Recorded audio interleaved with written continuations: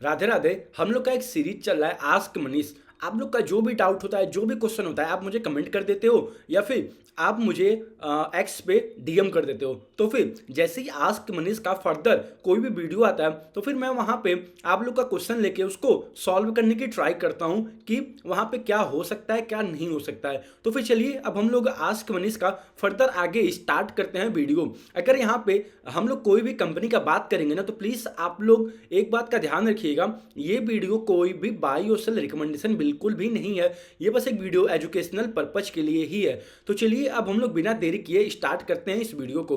तो सबसे पहला क्वेश्चन है नीतीश भाई का। ये कह रहे हैं कि भाई रेट गेन का बताओ कुछ फ्रॉम कॉन कॉल। ये पूछ रहे हैं कि आप मुझे कॉन कॉल में से रेट गेन का बताओ कि मैनेजमेंट ने क्या बात किया है क्या नहीं बात किया। तो फिर आप देखोगे ना तो मैंने आई थिंक रेट गेन के ऊपर ही कल शाम को ही इसके ऊपर मैंने पूरा डिटेल वीडियो अच्छे तरीके से बना रखा है। प्लीज़ आप उसको जाके रेफर करिए, आपको वहाँ पे और बेटर अंडरस्टैंडिंग मिल पाएगा कि वहाँ पे मैनेजमेंट ने अपने कॉन कॉल में क्या बताया है, क्या एक तरीके से बात कर रहा है, आने वाले टाइम में क्या उनका ग्रोथ रहेगा।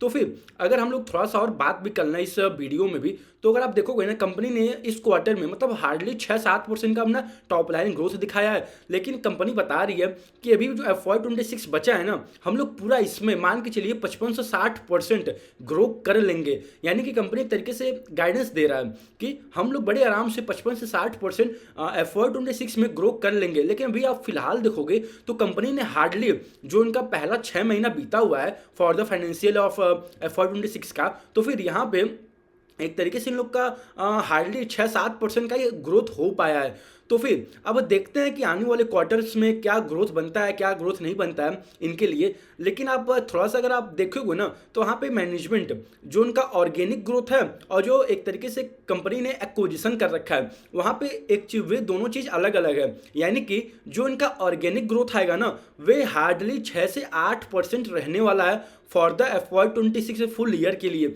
लेकिन अगर आप उनका कंसोलिडेटेड बेसिस पे देखोगे वहाँ पे 55 से 60% ग्रोथ कंपनी बता रही है। क्यों बता रही है? क्योंकि कंपनी ने कुछ एक्विजिशन कर रखा है। यानी कि कंपनी ने नया कोई और बिजनेस को बाय किया है और वे आने वाले क्वार्टर में कंपनी के साथ मर्ज हो जाएगा। तो फिर उसका जो नंबर रहेगा ना वे इनके नंबर के साथ जुड़ जाएगा। तो फिर उसके बाद आप देखोगे इसीलिए कंपनी कॉन्फिडेंस है बता रही है कि हम लोग 55 से 60% ग्रो कर लेंगे। तो प्लीज़ आप एक बार जाके वो वीडियो देखिएगा आपको और ताकि बेटर अंडरस्टैंडिंग मिल पाए। लेकिन हम वैसे आप देखोगे ना तो रेट गेन का जो ऑर्गेनिक ग्रोथ है वे बस 6 से 8% का ही है। तो फिर चलिए अब हम लोग नेक्स्ट क्वेश्चन ले लेते हैं। 1 सेकेंड, नीतीश भाई का तो हो गया था। 1 सेकेंड, हाँ ये है दीपक भाई जी। ये कह रहे हैं dear can you please provide the current video of western carrier of the financial result. अच्छा, ये कह रहे हैं जो इनका जो Q2 का नंबर आ गया है उसके बेसिस पे थोड़ा मुझे आप बता दीजिए कि वेस्टर्न कैरियर मतलब उनका नंबर कैसा है। तो फिर अगर आप उनका Q2 FY 26 का नंबर देखोगे तो हार्डली मतलब उनका 1.5% का ग्रोथ हुआ है उनके टॉप लाइन में। और अगर आप देखोगे ना उनका प्रॉफिट वगैरह यानी कि प्रॉफिट आफ्टर टैक्स वगैरह उन लोग का आधा से ज़्यादा नीचे आ गया है। यानी कि प्रॉफिट 50% से डाउन हो गया है। और अगर आप जाके देखोगे लास्ट मतलब Q1 FY 26 में भी तो वहाँ पे भी हार्डली मतलब कुछ ग्रोथ था। वहाँ पे भी उन लोग का 1.5% से डी ग्रो हुआ था उनका business overall year on year level पे। तो एक तरीके आप देखोगे ना कंपनी जब से इनका IPO आ रखा है कुछ भी मतलब हार्डली उस लेवल पे ग्रो नहीं हो पा रहा है।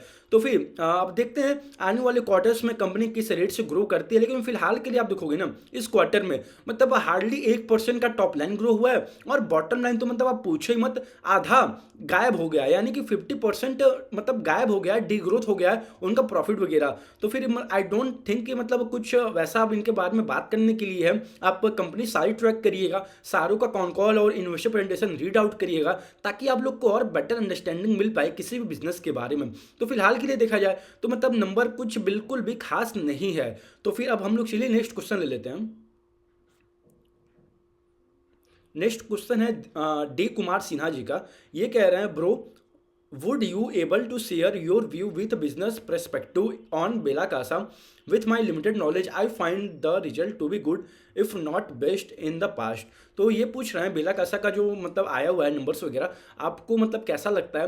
तो अगर मैं यहाँ पे लिख के रखा हूँ उनका क्या नंबर है, तो फिलहाल के लिए आप देखो इनका मतलब जो ग्रोथ हुआ है टॉप लाइन में, वे 18% का हार्डली टॉप लाइन में इनका ग्रोथ हुआ है। लेकिन अगर आप प्रॉफिट देखोगे तो वे मतलब 39% से प्रॉफिट ऊपर गया है, यानी कि कंपनी को ऑपरेटिंग लेवरेज मिला है। अगर हम थोड़ा सा बात कर लें कि ऑपरेटिंग लेवरेज क्या होता है, अगर मान लो किसी भी कंपनी का टॉप लाइन ग्रोथ से ज़्यादा प्रॉफिट ग्रोथ होता है ना, तो फिर हम लोग उस टर्म को ही ऑपरेटिंग लेवरेज कहते हैं। यानी कि कंपनी ने अपने प्रॉफिट को ज़्यादा ग्रो किया है as compare to the sales growth से, तो कंपनी को नो डाउट ऑपरेटिंग लेवरेज तो मिल गया।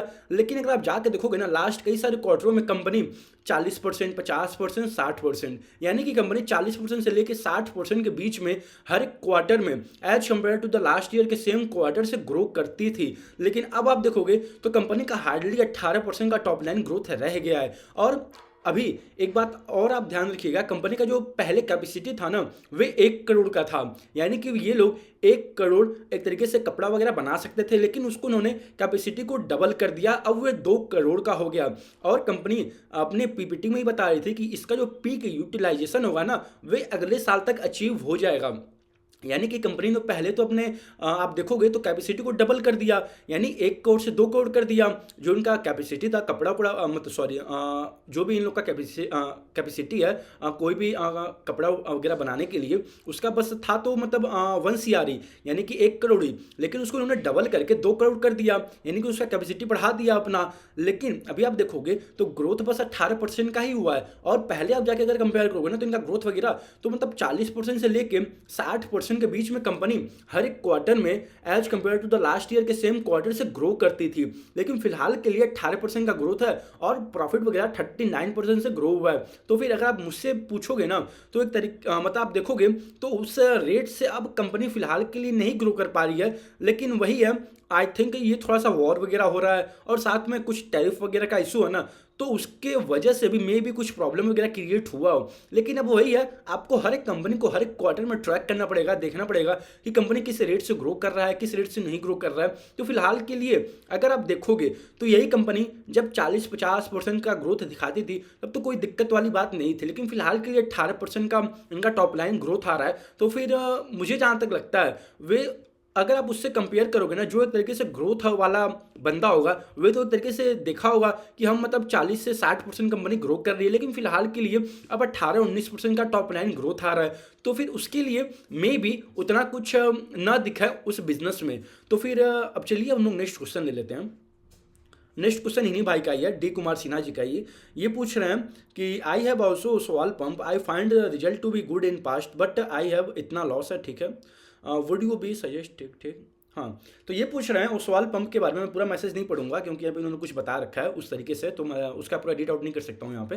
तो एक तरीके से जो बता रहे हैं कि मतलब उस सवाल पंप का रिजल्ट तो अच्छा आ रहा है, लेकिन मतलब जो नहीं हो पा रहा है वो तो बात के आप समझ ही गए होंगे। तो फिर एक तरीके से इनका आप अगर देखोगे ना, इनका टॉप लाइन ग्रोथ इस क्वार्टर में वहाँ पे 74% क्राउंड इन लोग का टॉप लाइन ग्रो हुआ है as compare to the last year के सेम क्वार्टर से। और आप देखोगे इनका प्रॉफिट वगैरह तो 48% से इन लोग का प्रॉफिट भी ऊपर हो गया है, यानी कि इन लोगों का टॉप लाइन ग्रो हुआ 74% से और कंपनी का 48% से बस प्रॉफिट ऊपर हुआ है। यानी कि कंपनी को ऑपरेटिंग लेवरेज नहीं मिला, इन द सेंस कि जितना टॉप लाइन ग्रो हुआ है उससे थोड़ा कम ही इन लोग का प्रॉफिट ग्रोथ हुआ है। लेकिन अगर मान लो 74% से अगर इसी कंपनी का अगर टॉप लाइन ग्रो हुआ है और साथ में प्रॉफिट वगैरह उससे थोड़ा ज़्यादा ग्रो होता है ना, तो वहाँ पे हम लोग कहते हैं कंपनी को ऑपरेटिंग लेवरेज मिला है। और आप जाके देखोगे ना एक चीज़, कंपनी का मार्जिन अगर आप जाके देखोगे इबिट्टा मार्जिन, पहले ये 33% के अराउंड था, लेकिन अब आप देखोगे तो ये मार्जिन इन लोग का हार्डली 24% के अराउंड रह गया है। यानी कि मार्जिन 9% से नीचे आ गया है इस क्वार्टर में as compare to the last year के सेम क्वार्टर से। यानी कि मार्जिन मतलब 9% गायब हो गया, नीचे आ गया। और यही मार्जिन पहले एक तरीके से 33% के अराउंड था। लेकिन अभी 24% है। लेकिन वे कंपनी अपना गाइडेंस दे के रखी है कि हम लोग 60% से बड़े आराम से अपने टॉप लाइन को ग्रो कर लेंगे FY26 में, और आने वाले साल में हम 30% के अराउंड से ग्रो करेंगे। लेकिन वही है, इनका जो भी रेवेन्यू वगैरह आता है ना, वे सारे के सारे मान के चलिए गवर्नमेंट बैक्ड होते हैं। इन द सेंस कि इनका जो मेन वर्क है ये सोलर पंप वगैरह किसी भी फार्मर के खेत वगैरह में इंस्टॉल करते हैं, वहाँ पे उसको लगाते हैं। फिर उसके बाद गवर्नमेंट से जो पैसा आना होता है वे 2 महीने बाद, 6 महीने बाद, साल भर बाद ऐसे आता है। तो इसमें प्रॉब्लम यही होता है, आप तो अपना काम करके दे दिया, लेकिन गवर्नमेंट से जो पैसा आएगा ना वो 6 महीने बाद, साल भर बाद ऐसे आता है। तो ऐसे कुछ मान के चलिए वहाँ पे इन लोग का ना रिसीवेबल जो होता है वो हाई दिखेगा, और वर्किंग कैपिटल भी हाई दिखेगा, और पैसा थोड़ा फंसा रह जाएगा। अगर मान लो इनको नया ऑर्डर और कोई मिल गया तो उसको फुलफिल कैसे करेंगे? इनका तो वर्किंग कैपिटल ऑलरेडी जो इनका रिसीवेबल है वहाँ पे फंसा हुआ है। अभी तो पेमेंट ही नहीं आ रहा है, पता नहीं कब आएगा, 2 महीने बाद आएगा, साल भर बाद आएगा, 2 साल बाद आएगा। अगर आप जाके देखोगे ना, गवर्नमेंट वाले बिजनेस में यही मेन प्रॉब्लम होता है। कभी कभी तो मान लो 1 से 2 महीने में पैसा आ जाएगा, लेकिन कभी काल ऐसा होता है साल साल भर, 2 साल तक मतलब गवर्नमेंट से पैसा ही नहीं आता है। तो ये जो गवर्नमेंट के थ्रू वाला बिजनेस होता है ना, यहाँ पे यही सारे मेनली यही प्रॉब्लम्स ही होते हैं कि मतलब पेमेंट का कुछ अता पता नहीं होता है। कहने का मतलब ये है। तो फिर अब देखिए कैसा क्या जाता है, क्या नहीं जाता है। वैसे तो इनका top line growth no doubt 74% का हुआ है, ठीक है, लेकिन वही है, इनका मार्जिन भी तो एक तरीके से आप देखोगे ना, वहाँ पे जो 33% का था वह 24% के अराउंड हो गया। तो अब देखते हैं आने वाले क्वार्टर में, और कंपनी अपनी कॉन कॉल में क्या बताती है, कैसा इन लोग का क्वार्टर और फर्दर होने वाला है Q3 में और Q4 में, और जो इनका गाइडेंस है क्या उसको स्टिक करते हैं या फिर उस गाइडेंस को और ऊपर बढ़ाते हैं या फिर उसको और नीचे करते हैं। तो फिर चलिए अब हम लोग नेक्स्ट क्वेश्चन ले लेते हैं। 1 सेकेंड। नेक्स्ट क्वेश्चन है प्रताप जी का। 1 मिनट।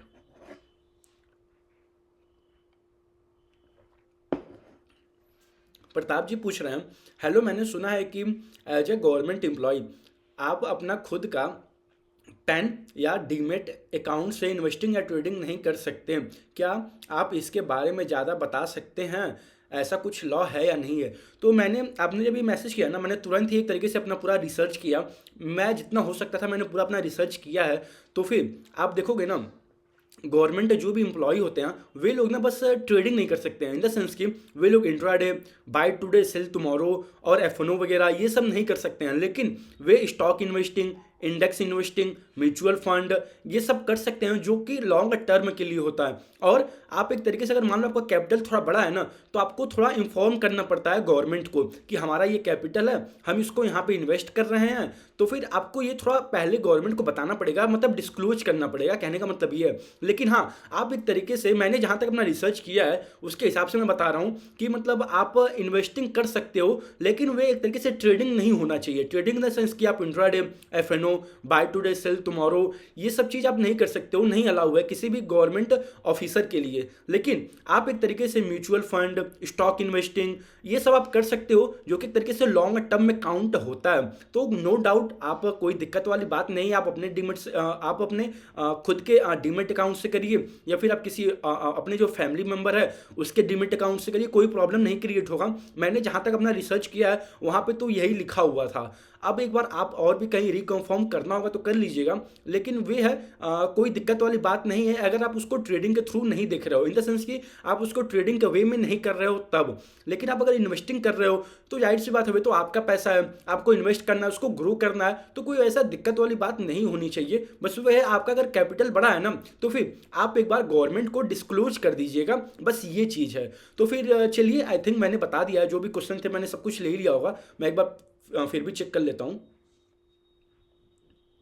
हाँ, सारे क्वेश्चन हो गए हैं। अब आप लोग का जो भी डाउट होगा ना, आप मुझे एक तरीके से कमेंट बॉक्स में मैसेज कर डाल दीजिएगा, कमेंट कर दीजिएगा, या फिर आप मुझे एक्स पे डीएम कर दीजिएगा। फिर जैसे ही आस्क मनीष का नया एपिसोड आएगा, हम लोग वहाँ पे आपका क्वेश्चन ले लेंगे, और आपका जो भी डाउट होगा हम उसको पूरा सॉल्व करने की ट्राई करेंगे।